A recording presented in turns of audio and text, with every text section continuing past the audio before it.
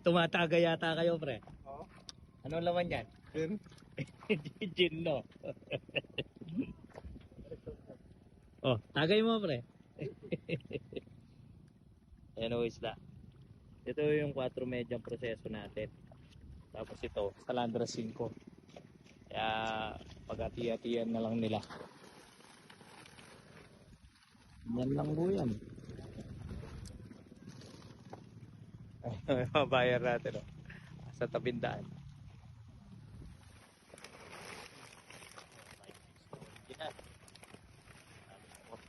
Sayang yun. Sayang. Dalawa lang.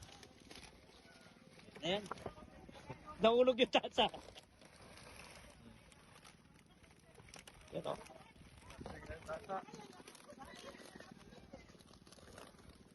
Yun. Dahan-dahan dyan. Madulas dyan.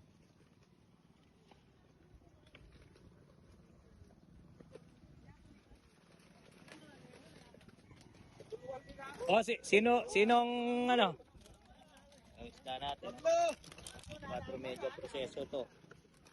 Yung G pala yan sa likod mo. Pare, pilanin kaya ka? Wala. Tignan mo na. Nabalitaan nyo na yung mga grupo mga bago niyan. Oh.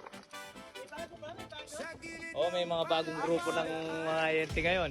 Mababalitaan nyo soon. Tunog ng tubig, Yan. araw ay sumisikat. Okay. Yan. Sa fish pan side, Okay. 95 ang karga. 100 ang diga. Ganun lang yun, no, pre? Pinahamak yung 5 kilo, ah. Oh, ikay, wali kayo kung maragon.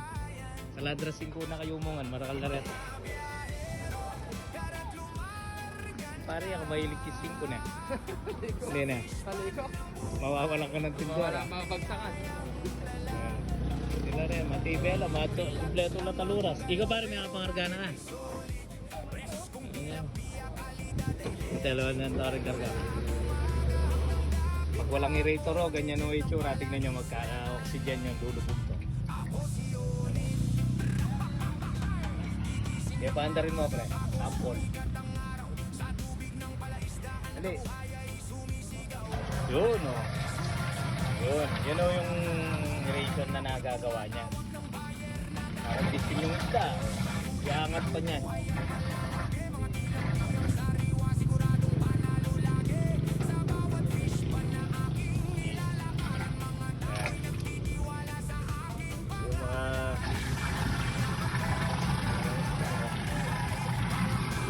Okay, yun.